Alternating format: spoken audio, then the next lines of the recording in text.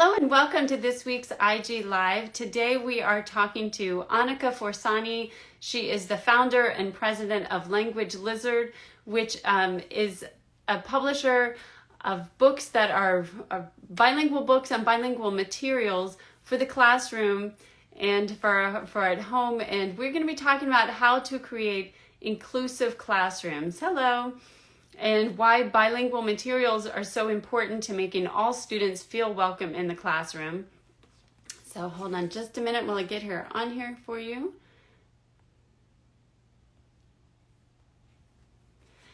And I can tell you that Language Lizard actually has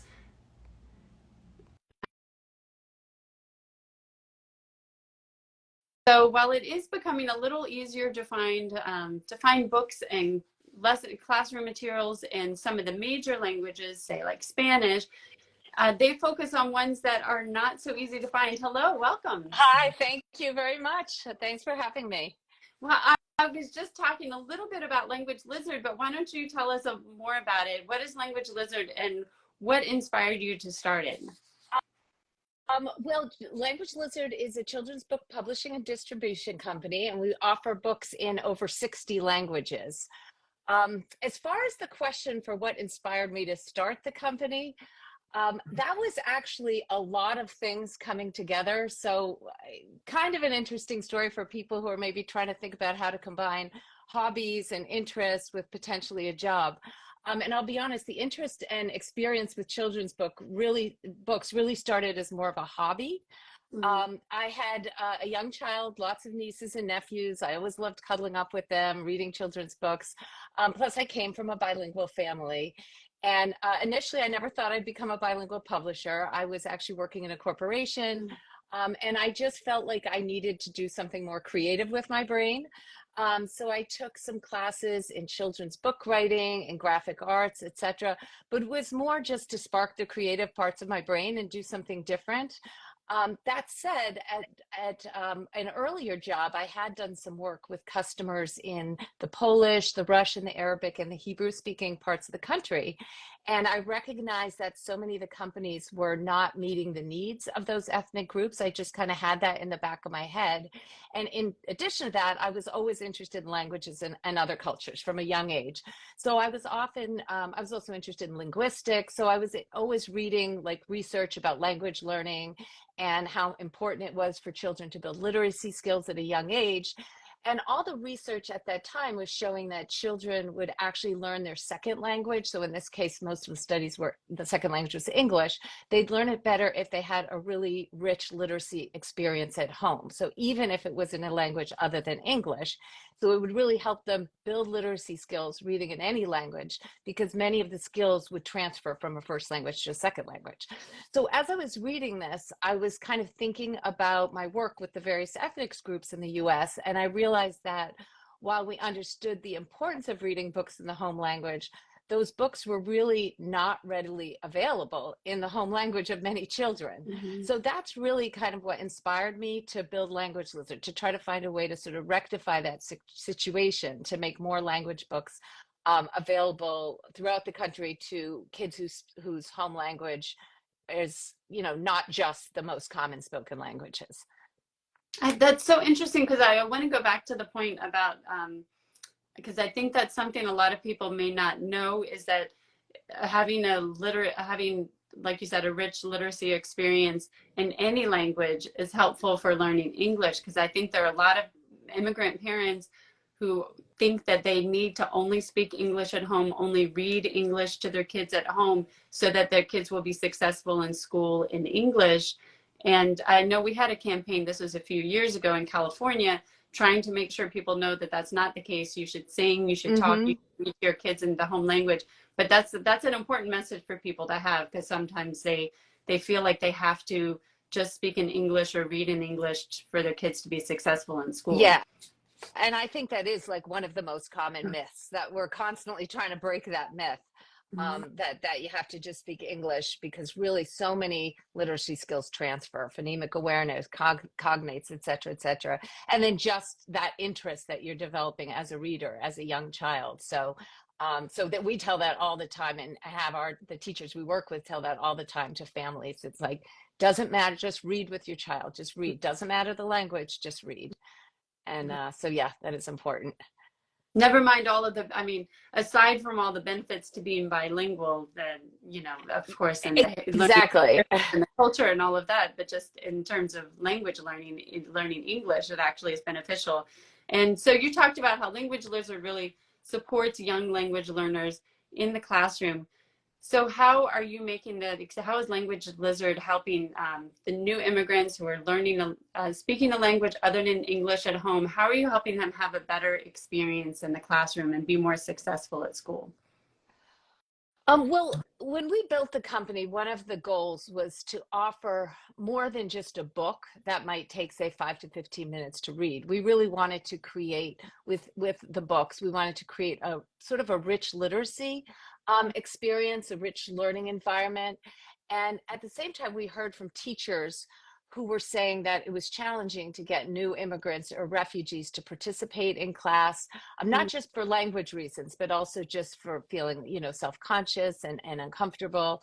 And even teachers who had incredible teaching experience in education, and teaching education, didn't necessarily feel prepared to work with some of the very diverse classrooms that they were finding themselves in. So we were looking for ways to bring more culture and language into the classroom, to make immigrant and refugee children more welcome, and to have them engage more in class, but also to help the entire class learn about their classmates. And so build community that way, which is also helping the immigrants. So we actually, pretty early on, we started working with a professor and some experienced teachers to create multicultural lesson plans for many of our books, so that each individual teacher or a homeschool family doesn't have to create the work. Rather, when they would buy one of the books from a certain collection of ours, they could download entire lessons that would offer really in-depth lesson plans that would offer ways to incorporate multicultural learning, that would provide like cross-curricular extension activities, and that would even include ways to engage with parents in the home. So all helping sort of the newcomers in the classroom. I love that, because it's really about creating the whole environment, like you said, not just like one book that they're reading that might just take a few minutes, but kind of changing the whole environment of the classroom. But you're making it easier for the teachers and for the homeschoolers who maybe don't know exactly how to do that, or they don't have the time.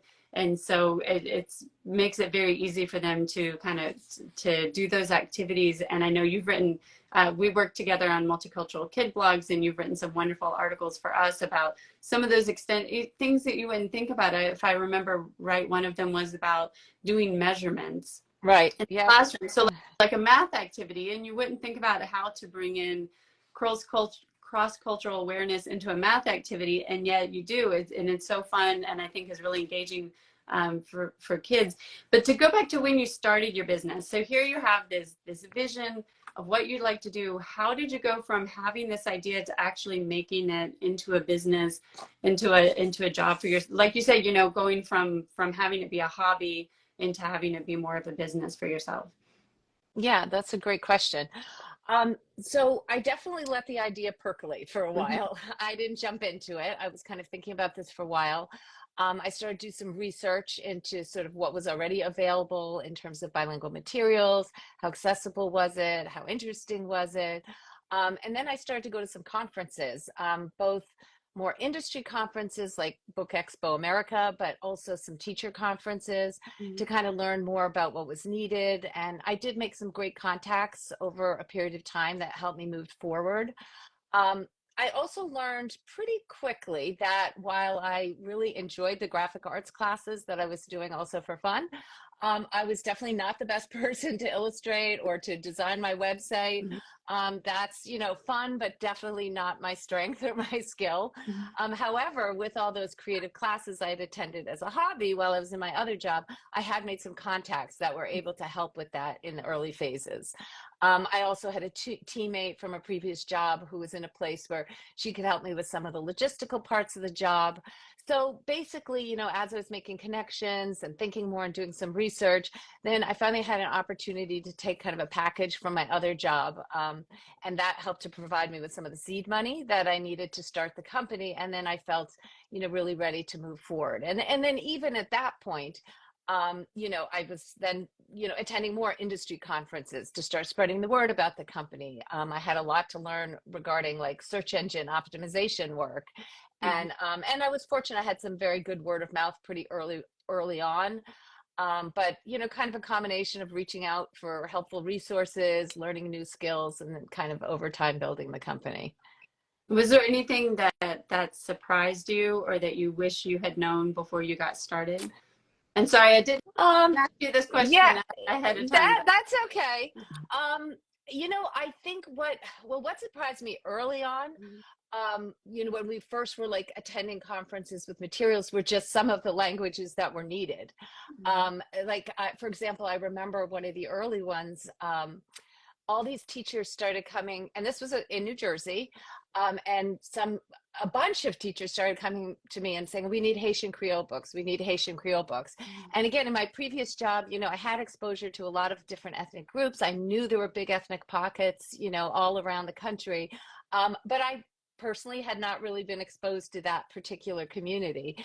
And so, actually that's when then we started building, like, okay, we need to build like a Haitian Creole, set of books. And so it always starts a little slow when you get new requests for materials and a new language. But as we built that out, and then we saw that there was a lot of interest, we built it out more, et cetera, et cetera. And so, so sometimes those kinds of things still surprise me. A language that I don't think is spoken much, and we'll start getting a lot of questions and inquiries for it.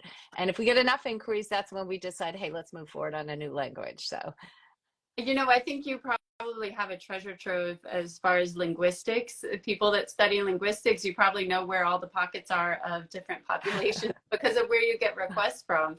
And can we talk about that a little bit more? Because I think that's one of the real benefits. I mean, we've talked about one is that you have this all-encompassing language lessons, lesson plans that you offer to teachers, but also the fact that you offer these languages that are really difficult to find materials in. As we talked about, there more and more you're able to find materials in some of the more common languages like Spanish. But I mean, you cover languages that are much lesser known, like Albanian or Pashto. Or can you talk more about like why is that kind of your mission, and then what is the threshold? I'm just out of curiosity. So when you start to get all these requests in to say, okay, this is a real need versus this is just kind of a one-off request. right. Well, again, from the start, we wanted to try to reach people whose needs weren't being met, right? So I wanted to find ways to enhance the literary skills, not just for the Spanish speakers, the French speakers who might have more books available. I wanted them to be available to homes where the less common language is spoken. And again, making them feel like that culture and language is respected and appreciated. And by the way, I have to say, I love when teachers are able to create lending libraries where they have books in many languages to support like a really diverse student base. And so, like, as far as the threshold, we do now have an ability that even if the threshold seems fairly low, if we are starting to get like multiple requests for it, we'll sometimes try it out with like a few books and kind of see what happens. So that's one thing. We also, obviously we look at things like when when there were all the Afghan refugees, we decided we really kind of changed our plan for sort of the year, as we sort of have a plan. Oh, we think we're going to do this language and that language, but we quickly realized like there's going to be a need for more Dari and Pashto books because of all the Afghan refugees. Or recently with the the war in Ukraine, we've started, and that started slow, I think, because initially a lot of the Ukrainian refugees were going to other parts of Europe. But that started growing. We started getting many more requests, but we kind of, in those cases, we sort of knew ahead of time. So we were able to, not ahead of time, not before the war, but maybe before the refugees started getting very large population here. And so we do have an ability to move pretty quickly, as well as switch our focus a bit when there's sort of these global or world events that might affect it. Otherwise, what will happen is we'll start just, maybe over the course of a year or even 2 years, start getting requests and say, oh, nobody ever asked for that, for 15 years. And now in the last couple of years, we're getting it a few times. So let's do a small bit. Let's go back to those customers, tell them we're going to try it. And sometimes it's surprising how many. And other times we find, okay, maybe there's not such a large need. So we may do fewer new books in that language as we kind of continue to see the demand.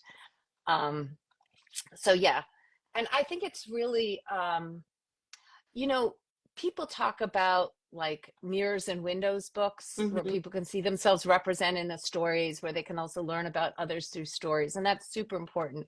But I think it's the same when you show a book that has a different language. Like children really love to see their own home language represented. And what's cool Right. is that kids that are in a class who speak English also, so even if they're not a dual language child, they're very intrigued at seeing the different language scripts.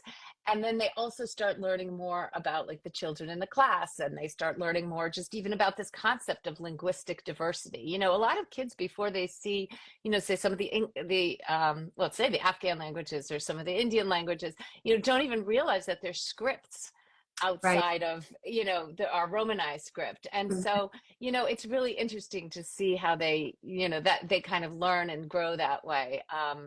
And as they're learning about other cultures as well, it's just helping to kind of build acceptance and community.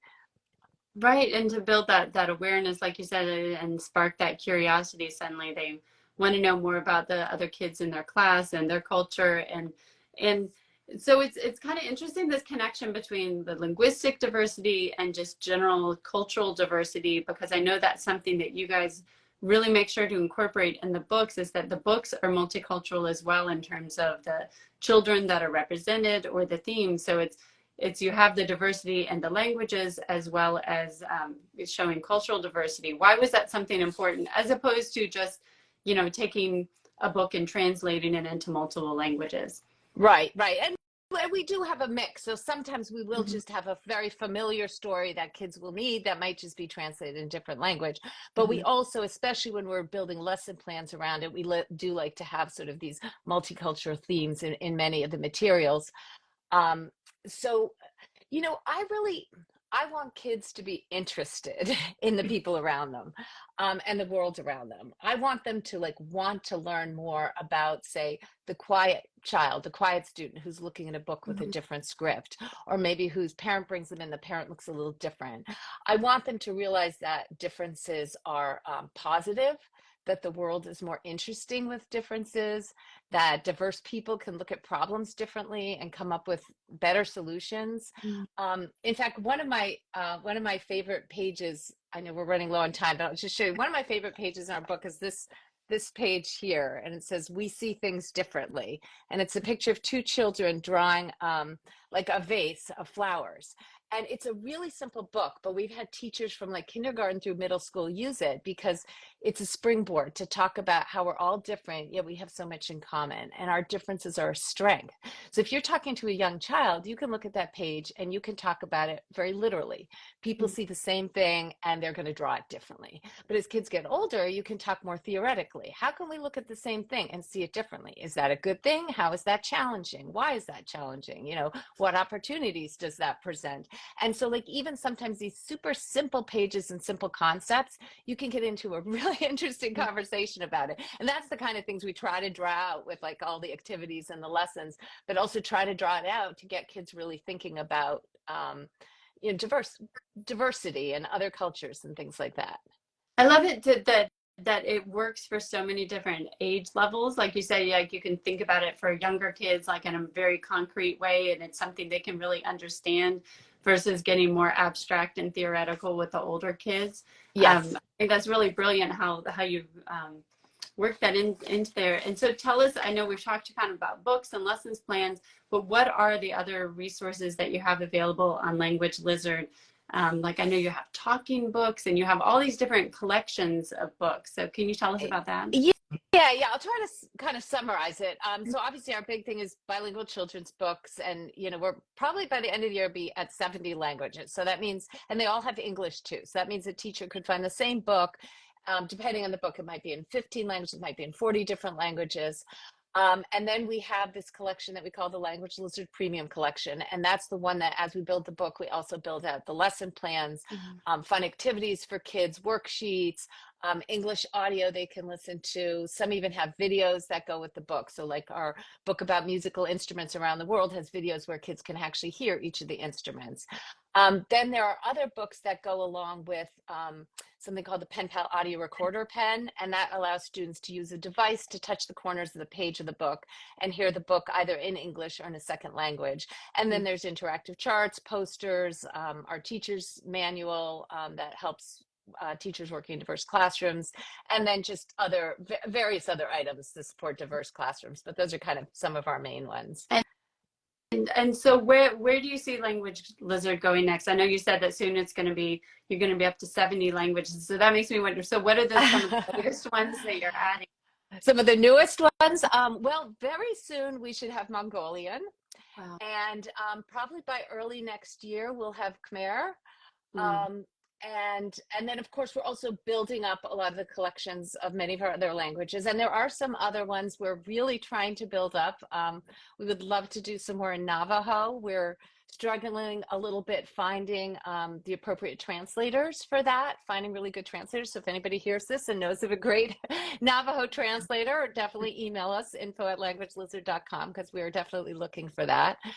And then the other thing I want to say is we are super excited because we have been working hard to launch a fresh website. So it should be even easier for customers to find exactly what they're looking for, easier to access all of the free lesson plans, which I think we're always there, but maybe not as easy to find as I would like them to be. So the free resources will be easier to find, and also the books, just the searching for them should all be. And that's been a long time, a project that's a long time coming, but we're almost there. So I'm excited about that. Well, congratulations on all the work that you've done. I mean, it's something that I think whenever we mention it, there's so many teachers that I've heard from, and I'm sure you have as well, that use this resource because you're just the go-to resource to find these languages that other people can't find, and plus, like you said, it's kind of an all-encompassing resource that people can use. So thank you for all of the work that you're doing and for taking the time to talk with us today. Like we said, go to languagelizard.com, and we also, once this is up on YouTube, we'll include some direct links like to sign up for the newsletter and so on, so that you can access those resources more easily. But thank you for taking the time to talk with us today.